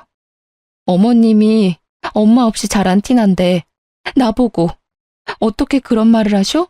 잘못은 아가씨가 먼저 했는데. 애초에 애 2명 보는 게 뭐가 그렇게 힘들 일이야. 네가 너무 찡찡거려서 나까지 스트레스 받아. 우리 엄마 갑자기 잘하는 너한테 시집살이 한 것도 아니고 다 너 하는 행동 때문이잖아, 다. 그러게 왜 사서 내 동생이랑 불화를 만드냐? 저는 머리에 돌을 맞은 것처럼 멍했어요. 이곳에 제 편은 단 한 명도 없구나. 얼른 이 끔찍한 곳을 벗어나야겠다 싶었죠. 저는 남편 가게가 쉬는 날려 새벽같이 일어나 미리 싼 짐을 챙겨 친정으로 갔습니다. 아직 어린 딸이 걱정됐지만 일부러 두고 갔죠. 육아가 얼마나 힘든 건지 몸소 느껴봤으면 했습니다. 친정 아빠는요, 딸내미가 새벽부터 연락 없이 와서 많이 놀라셨죠. 자초지종을 얘기하니 아빠는 한동안 침묵하셨죠. 아빠께서는 평소에는 한없이 다정한 분이신데요. 직업 군인이셨어서 화나면 엄청 무서우세요. 얼마 안가 제가 없는 걸 확인한 남편이 전화가 왔습니다. 아빠가 대신 받으셨죠. 자네 무슨 낯짝으로 내 딸한테 전화를 걸었나? 네? 장인어른 그게 난 내 딸 그 집으로 못 보내네. 자네 딸은 자네가 알아서 키우게. 자네 동생이나 자네 엄마한테 키워달라고 하던가. 잘못했습니다, 장인어른. 오해가 있으십니다. 오해는 무슨, 끊게. 남편은 또 시모를 호출했는지요. 곧바로 시모에게서 전화가 왔습니다. 당연히 안 받았어요. 그렇게 며칠 친정아빠 집에서 평온하게 지냈어요. 삼시세끼 아버지가 해주시는 따뜻한 밥을 먹으면서요. 그러고 보니 우리 딸 살이 너무 빠졌다. 진작 아빠한테 말하지. 아니야, 이건 다이어트 한 거야. 에휴, 하늘에서 엄마가 보면 얼마나 속상하겠어. 아빠랑 엄마는 다른 거 다 필요 없고 내 딸 행복이 제일 우선이야. 이혼하고 싶거든 언제든 말해. 아빠가 다 알아서 처리해 줄 테니까. 오, 말만 들어도 아주 든든하고 감사합니다, 아버지. 그렇게 밥을 먹고 있는데 초인종이 울렸어요. 남편이 딸을 안아들고 찾아왔더라고요. 인터폰으로 보는 딸 얼굴만 봐도 눈물이 맺히더라고요. 며칠 안 봤다고 너무 보고 싶었거든요. 그런데 옆에 시모 같이 왔더라고요. 얼마나 싫으면요. 나오려던 눈물이 쏙 들어갔어요. 사돈 양반한테는 미안하게 됐네요. 별거 아닌 일 친정까지 번지게 해서요. 지금 미안하신 거 맞으십니까? 예? 시모는 꼭 시비를 걸듯이 말했거든요. 아빠의 단호한 목소리에 시모는 눈을 커다랗게 뜨더라고요. 험악한 아빠의 표정을 확인했는지 주춤하고요. 아니, 그게 글쎄 타돈 어른 무조건 딸내미 편만 들면 안 돼요. 전후 사정을 다 들어봐야 합니다. 전후 사정 다 들어보니 내 딸은 잘못한 게 없던데요. 자네가 말해보게. 내 딸이 뭘 잘못했는지. 아니, 그러니까 사돈 어른, 제 말 좀 들어보세요. 사돈이랑은 더 이상 할 말이 없습니다. 자네, 내 딸 울릴 거면 당장 이혼해. 그러자 시모가 말했죠. 아니, 소녀딸도 엄마 없이 키우고 싶으세요? 저희 아빠가 가장 약해지는 부분이었죠. 저는 가슴이 미어졌어요. 어머님, 어떻게 저희 아버지 앞에서까지. 저번부터 계속 말씀이 지나치시네요. 저 엄마 안 계신 게 그렇게 싫으면 처음부터 결혼 허락하지 마시지 그러셨어요. 어머, 제 하는 것 좀 보세요. 눈 부릅뜨고 시엄마한테 따지는 모습 보시라고요. 사랑받을 짓을 해야 예뻐해주죠. 아니, 저러는데 어떻게 좋게 지내겠냐고요. 답답해라 원. 친정엄마라도 계셨으면 절대 이렇게 교육 안 했겠죠. 어머니, 당장 나가세요. 우리 아빠 집에서 다 나가라고. 저는 딸을 안아들고 남편과 시모를 쫓아냈습니다. 그런 저를 친정아빠가 말리시는 것도 더 속상했어요. 다시는 안 돌아가. 아빠 왜 기죽어? 멀쩡히 부모 다 살아있는 저 사람보다요. 아빠 혼자 키운 내가 훨씬 더 잘 자랐다고요. 그 분노와 슬픔은 오래가지 않았어요. 그날 저녁 다른 손님이 찾아왔거든요. 실례합니다. 계십니까? 누구세요? 어머, 아버님, 시아버지셨어요. 무역일을 하시는 시아버지께서는요, 1년에 2번 한국에 오시고요. 대부분 타국에서 지내세요. 한 번 오시면 2달 정도 한국에 지내다 가세요. 다돈어른, 이렇게 오랜만에 뵙는데 좋은 모습 못 보여드려 죄송하네요. 아닙니다.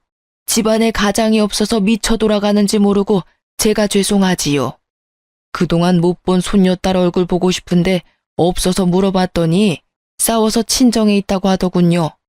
며느리 귀한 줄 모르는 시어머니의 그 아들까지 제가 눈물 쏙 빼도록 혼을 냈습니다. 그리곤 바로 달려왔죠. 뭘 어떻게 했길래 착한 며느리가 친정에 와 있나 싶었죠. 전후 사정은 자세히 못 들었는데 아가, 괜찮으면 내게 말해주겠니?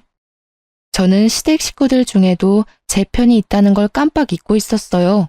자주는 못 봬도 처음부터 아버님은 절 너무 아껴주셨거든요. 그래서 따뜻한 시아빠의 말에 눈물이 먼저 터져버렸습니다. 저는 꽤 오랫동안 아무 말도 못했죠. 별다른 말 없이 친정아빠와 시아빠가 괜찮다고 달래주셨습니다. 겨우 입을 땐 제 말을 듣고 시아버지는 길길이 날뛰셨어요. 저희 아빠보다 더요. 저희 남편은 재산이 그리 많지 않지만요. 시부는 돈이 엄청 많으세요. 하지만 자식들에게도 부인에게도 돈을 잘 안 쓰세요. 딱 한 가지씩만 지원해 주셨죠. 시모는 생활비 명목으로 카드, 남편은 초밥집 건물, 신우는 신혼집 아파트를요. 그래서 시댁 식구들은 시부 말이면 자다가도 벌떡 일어날 사람들이에요. 시부의 호출에 순식간에 남편과 신우, 시모가 왔더라고요. 당신 카드 일이네. 요즘은 골프가 재미없나 봐? 갑자기 여기까지 불러서 무슨 소리시람? 아니, 당신 왜 그래요? 아니, 당신이 며느리 괴롭히는 재미에 사는 것 같아서. 옆편 애들이랑 하는 골프랑 쇼핑은 이제 흥미가 없어 보여. 아니에요. 큰일 날 소리 하네. 요즘 세상에 며느리를 누가 괴롭혀요? 그치, 새끼야? 저는 대답 없이 쭈뼛거렸어요. 그러자 시모 눈이 또 희번득 하더라고요. 저 눈빛 봐. 아주 며느리 잡아먹겠네. 아이고, 아니에요, 여보. 내가 잘못했어요. 시모는 바로 겁먹어서 땅에 엎드리더라고요. 친정아빠와 저는 눈앞 광경이 믿기지 않았어요. 그렇게 독했던 시엄마가 약한 모습을 보여서요. 그리고 너. 예, 아빠. 시부는 곧바로 시누이를 불렀습니다. 애 키우는 게 힘드냐? 네? 아, 그게 아니라요. 난 좋은 마음에 언니한테 갔는데요. 언니가 오빠 집으로 오지 말라잖아요. 공동육아하면 얼마나 좋은데요. 서로 좋은 건데. 공동육아? 네, 그게 뭐냐면요, 아버지. 입 다물지 못해? 네, 네, 말씀하세요, 아버지. 공동육아한 거 맞냐? 네? 공동육아 했어, 안 했어? 안 했어요, 아버지. 죄송해요. 너무 힘들어서 그랬어요. 근데 언니가 내 맘도 몰라줘서 너무 미웠어요. 잘못했어요. 으이그, 꼴도 보기 싫다. 너 아파트 도로 내놔. 아버지, 제가 잘못했어요. 언니, 뭐라고 말 좀 해봐요. 아가씨도 깨갱해서는 시모 옆에 무릎을 꿇었죠. 남편은 뭐 이미 시부가 부르기도 전에요. 무릎을 꿇고 기다리더라고요. 네가 제일 못됐고 제일 못났어. 아냐? 네, 아버지, 맞습니다. 웃기고 자빠졌네. 너는 말이야, 아주 치사해. 혼자 살겠다고 엄마 동생 버리고 먼저 무릎을 꿇어? 새 애기한테도 어떻게 했을지 뻔하다 뻔해. 아버지, 부부 문제를 이렇게 크게 만들어 죄송합니다. 다시는 이런 일 없게 하겠습니다. 저는 남편의 그런 비굴한 모습은 처음 봤어요. 쌤통이었죠. 남편과 시모, 신우는요, 정말 손이 발이 되도록 빌고 또 빌더라고요. 저랑 친정 아버지는요, 시아빠가 편들어주고 대신 화내줘서 못 이기는 척 사과를 받아들였습니다. 제 딸이 아직 많이 어려서 덜컥 이혼하자니 그것도 무섭더라고요. 하지만 시부는 마지막에 그런 말씀을 하셨어요. 나는 네 편이다. 나는 무조건 선한 사람 편이야. 그러니까 힘들면 바로 내게 말하거라. 이혼도 도와주마. 그렇게 폭풍 같은 일들이 지나고요. 제 생일을 앞두고 있었어요. 저는 아직 남편이랑 서먹하기도 하고요. 결혼하고 친구들을 자주 못 만나기도 해서요. 이번 생일은 친구들이랑 호텔 뷔페를 예약했습니다. 웬일로 남편은 쉬는 날이라고 아이까지 봐주기로 했어요. 그래도 시아빠 덕분에 조금은 바뀌었다 생각했습니다. 아빠, 서연이 안 봐줘도 돼요. 그이가 봐준대요. 그래? 아빠가 봐줘도 되는데. 아빠도 그날 약속 원래 있었다면서요. 잘 됐지 뭐. 그런데 생일 당일날 어떡하지? 단체 손님 때문에 안 되겠는데? 뭐야, 쉰다며. 나보다 단체 손님이 더 중요해? 아니, 돈 때문이 아니라 그 회사 사람들 거의 전부 단골이라서 거절하면 이미지 나빠진단 말이야. 매출 떨어진다고. 아니, 왜 되려 나한테 성질이야? 나한테 약속하지나 말던가. 그럼 내 이미지는? 친구들한테 뭐라고 해? 장인어른한테 서연이 맡겨. 아니, 자기는 어린애도 아니고 생일이 그렇게 중요해? 결혼을 했으면 내조를 할 생각을 좀 해라. 내가 나조차고 이래? 당신이랑 서연이 먹여 살려야 할 거 아니야. 아빠한테는 당신이 봐준다고 해서 이미 괜찮다고 했단 말이야. 당신이야말로 생일 1년에 한 번인 거. 그것도 이런 취급해야 돼? 으이그, 상황이 어떻게 될 줄 알고. 야, 그러지 말고 지금이라도 전화해봐. 나랑 싸워서 해결될 일 아니잖아. 몰라, 나 늦었어. 지금 나가야 돼. 신랑은 책임감 없이 그렇게 나가버리더라고요. 아빠께 전화하니 아빠도 약속 때문에 멀리 계셨어요. 그리고 이어지는 아빠의 말에 저는 몸이 굳었어요. 최서방은 참 장인에 이어 부인 생일까지 못났다. 아빠, 그게 무슨 말이에요? 저녁에는 온다니? 절대 배달로 식사 때우지 마라. 귀하디 귀한 너 태어난 날인데 본인 가게 손님 식사는 중요하게 생각하는 사람이 말이야. 아빠, 혹시 내가 모르는 게 있어? 말 안 하려고 했는데 혹시 너한테까지 그럴까봐 말해야겠다. 너 저번에 시댁에서 김장한 날 말이다. 응, 아빠 생일이셨잖아. 기다리라고 해서 기다렸더니 배달 삼겹 시켜주더라. 구워주는 것도 아니고 귀찮아서 배달 삼겹 시켰다고 당당히 말하더구나. 뭐? 열받아서 눈이 돌아가더라고요. 감히 장인어른 생신날 배달 삼겹살을요? 제가 한 번은 임신하고 너무 덥고 입덧이 심해서요. 삼겹살 먹고 싶다고 구워달라는 남편한테요. 배달 삼겹이라도 먹으라고 한 적이 있어요. 그때 노발대발 화냈었거든요. 하늘 같은 서방한테 배달 삼겹이 말이 되냐고요. 그래놓고 장인어른 생신날 어디 가게에 모신 것도 아니고 집에서 배달 삼겹이라니. 당장 가게에 찾아가 머리채를 다 뽑고 싶더라고요. 저는 냉수를 들이키곤 겨우 진정했습니다. 우선 친구들끼리 뷔페에 가라고 연락했어요. 딸이 부쩍 칭얼거림이 심해서요. 뷔페 가면 저도 친구들도 제대로 못 먹을 거 알았거든요. 게다가 남편 일까지 더해져 제 목구멍은 이미 닫힌 상태였죠. 제가 미안하다고 하니 친구들은 자기들도 안 가겠다고 버텼어요. 맛있는 거 사서 저희 집으로 오겠다고요. 저는 오히려 친구들이 뷔페 안 가는 게 더 속상했어요. 그래서 꼭 저 대신 예약한 뷔페 먹고 오라고 신신당부했죠. 너희 안 먹고 오면 말이야. 나 문 안 열어줄 거야. 나 때문에 안 먹고 오면 나 더 비참해. 그니까 맛있게 먹고 인증샷까지 보내? 난 저녁에 신랑이랑 먹으러 가기로 했단 말이야. 응? 이 기집애가 진짜 고집은 세서. 알겠어. 그럼 금방 먹고 갈게. 조금만 기다려. 네가 좋아하는 초밥집에서 초밥 왕창 포장해 갈 테니까. 전화를 끊고 제 처지가 너무 처량해서 슬펐어요. 괜찮다고 하지만 속상한 마음은 어쩔 수 없으니까요. 그리고 남편을 어떻게 할까 생각하고 있었죠. 그런데 얼마 안 가 친구들에게서 다시 전화가 왔습니다. 아, 너희들 진짜 나 신경 쓰지 말고 먹으라니까. 소연아, 너 남편 오늘 일 갔다고 했지? 응? 아, 갑자기 근처 회사에서 단체 예약했거든. 그 사람들이 워낙 단체로 단골들이라 거절할 수 없어서. 근데 왜 여기 있지? 어? 뭐라고? 아, 야, 바꿔봐봐. 내가 말할게.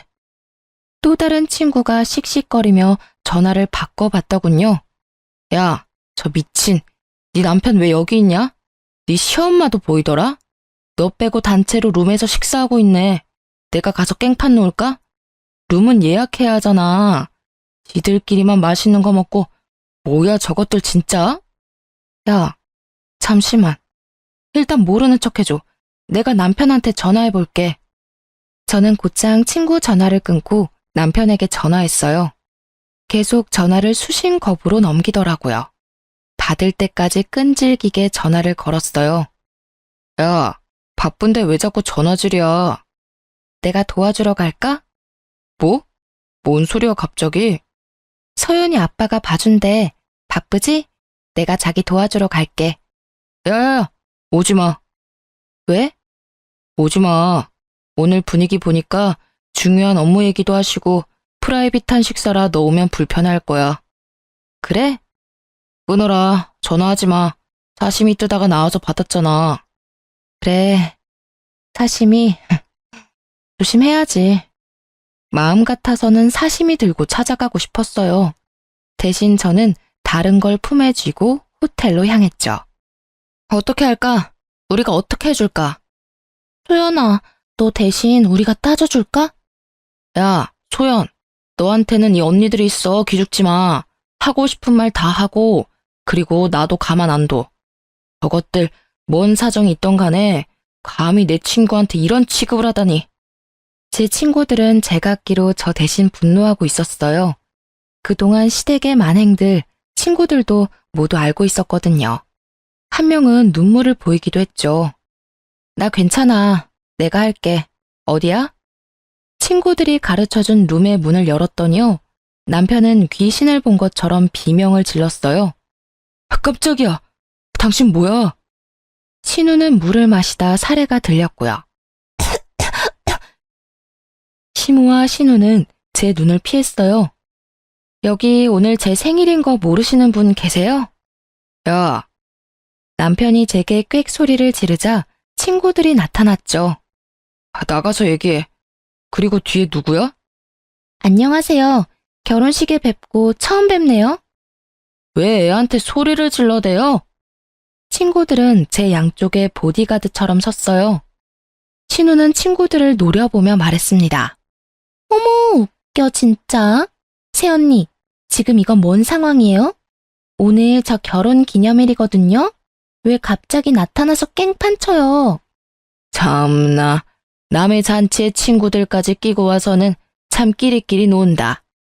저는 남편을 노려봤죠. 집 가서 얘기하자. 어? 약속 파토 낸 것도 화가 나지만 거짓말까지 하면서 굳이 생일인 나 빼고 여기 있는 이유가 뭐야? 당신 진짜 최악이다. 내가 싫다 했어요. 내 기념일이잖아요.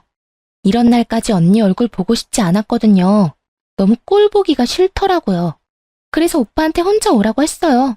그게 뭐, 그렇게 잘못이래요? 선 넘는 행동하지 말고 친구들이랑 꺼져요. 어머, 태연이한테 말하는 꼴하지 봐. 진상짓 다 하더니. 제 친구들이 한마디씩 비난하자 신우는 얼굴이 울그락불그락 하더군요. 남편은 질린다는 얼굴로 제게 말했어요. 야, 우리가 아무리 결혼했어도 모든 자리에 네가 낄 수는 없어. 안 창피해? 도대체 나이가 몇 살인데 친구들까지 데리고. 이만 다들 가주시겠어요? 나는 네 부인이잖아. 난 네 사람이잖아. 근데 너가 날 안 챙기면 누가 날 챙기니? 내 생일까지 이랬어야 했어? 우리 아빠도 모자라서. 장인어른은 참 어른답지 못하게 또 그걸 너한테 일렀어. 네 성격 알면서. 아, 너네 집 진짜 질린다. 저희 아빠께도 모욕감을 준 남편, 더 이상 참을 수 없더라고요. 저는 집에서 챙겨온 선물을 남편 머리에 그대로 부었습니다.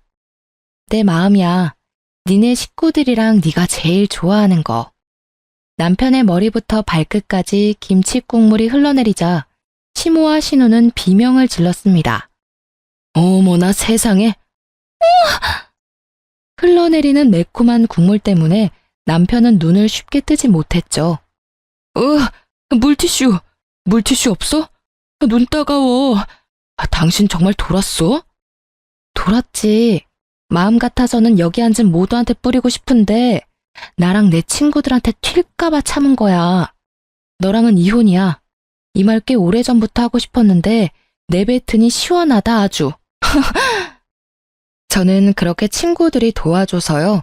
아기 짐과 제 짐을 싸서 친정으로 갔습니다. 친정 아빠는 저랑 친구들을 보고 놀라고 상황을 듣더니 탄식했어요. 친구들은요, 남편이 친정 아빠께 배달 삼겹을 시켜준 걸 알고 대신 멋진 계획을 세워줬어요. 그 다음 날까지 시댁에서 별다른 연락이 안 왔습니다. 남편도요. 저는 시아버지께 전화를 곧장 드렸죠. 아버님, 곧 생신이잖아요. 다시 출국하시기 전에 대접해드리고 싶어요. 저는 시아버지를 친정에 초대했습니다. 남편이랑 시댁 식구들한테는 비밀로 해달라고 하고요. 영문도 모르고 시댁 식구들은 아버님 따라 친정으로 왔습니다. 남편은 제가 또 기분이 풀린 줄 알았나 봐요. 여보, 아버지 생신 미리 챙겨줘서 너무 고마워. 시모랑 신우는 내 눈치를 보느라 눈알만 요리조리 굴리더군요. 친정아빠도 어서들 드시라고 시댁 식구들을 맞이했어요. 거실 바닥에는 배달 삼겹을 미리 깔아놨습니다. 시아버지 빼고 모두가 사색이 되어 있었어요. 아버님, 편하게 드세요. 이게 무슨 일이니, 아가? 남편은 잘못을 아는지 본능적으로 무릎 꿇었습니다. 보아하니 시아빠한테는 말하지 말라는 뜻이었어요. 남편은 하늘이 무너진 얼굴로 고개를 계속 저었어요. 아, 아버님, 친정아빠께서 엄청 맛있게 드셨다고 해서요. 아버님도 좋아하실 것 같아서 주문했죠. 아니, 제가 시댁에서 김장하는 날 아빠 생신이셨거든요? 어머님께서 집에 절대 못 보내준다고 하셔서요. 남편이 대신 아버지 모셨는데 글쎄, 이 배달 삼겹으로 대접했다네요. 그리고 김치도 필요하시죠? 이거는 전에 어머님이 챙겨주신 김장하다 남은 짜투리예요. 저희 아빠 드시라고 특별히 찌꺼기만 챙겨주셔서요. 안 먹고 아껴놨어요. 삼겹살이랑 드시면 딱이겠네요. 제 말에 시아빠는 조용히 말씀하셨어요. 사돈어른, 혹시 골프 치십니까? 실례지만 골프채 하나만 빌려주시면 안 되겠습니까? 제가 더 좋은 걸로 사드리겠습니다. 그러자 시모는 또 바닥과 한 몸이 됐습니다. 아이고 여보, 그럼 안 돼요. 다 죽어요. 나 창피해서 너거들이랑 못 살겠다. 오늘 끝장 보자. 다행히 저희 아빠는 골프를 치지 않으셔서요. 친정집에 골프채 같은 건 없었어요. 대신 시부는 말로 모두를 제압하셨어요. 세아가 이혼해라. 제발 내 아들이랑 이혼해다오. 저런 파렴치한 놈은 일찍이 헤어져야 한다. 죄송합니다. 제가 대신 사과하겠습니다, 사돈어른. 시부가 무릎을 꿇자 신우도 놀라 무릎을 꿇었습니다. 친정아빠가 시부를 일으키려 해도 절대 안 일어나시더라고요. 남편과 신우 그리고 시모는요. 저와 친정아빠께 손이 발이 되도록 아주 싹싹 빌었습니다. 눈물 콧물 보이면서까지요. 그제서야 시부는 일어나셨어요. 그렇게 남편과는 잘 이혼했습니다. 시아빠가 다 도와주셨어요. 베이비시터도 구해주셔서요. 저 회사도 다시 다니고 있어요. 양육비는 따로 남편이 보내주고 있습니다. 시부가 양육비 안 보내면 자기 건물에서 쫓아낼 거라고 으름장 놓았대요. 따박따박 약속한 날짜에 입금 잘 되고 있습니다. 들어보니 시댁 식구들, 시모는 시부 카드 뺏기고요. 제 전 남편, 아들이랑 같이 산대요. 원래 살던 시부 집에서도 쫓겨난 거죠. 그리고 아버님 건물이라 남편이 가게 월세도 안 냈었거든요. 이제는 월세 낸다네요. 저랑 살던 신혼집도 뺏기고요. 신우는 시아빠가 해주신 아파트를 원래 몇 년 뒤에 증여받기로 했었는데요. 시아빠가 절대 못 주겠다고 당장 나가라고 해서 빌고 빌어서 월세 내면서 살고 있대요. 10년 묵은 채증이 내려가는 듯 했습니다. 시부가 신우 남편에게 투자하기로 했던 사업 자금도 안 해주신대요. 시부는 요즘도 전화 와서요. 그렇게 시댁 사람들 소식 전하며 손녀 안부도 물으세요. 시부는 멀쩡한 한가정 파탄 낸 죗값 잘 치르고 있다고 항상 저를 달래주셔요. 피가 섞인 것만 가족이라 할 수 없는 것 같아요. 알고 보니 시부도 어머니 없이 자라셔서 제가 항상 애틋하셨대요. 계속 제 편이셨던 시부 덕에요. 제가 그나마 정신 차리고 사는 것 같아요. 지금은 다시 회사를 열심히 다니고 있습니다. 지금까지 긴 사연 들어주셔서 너무 감사합니다.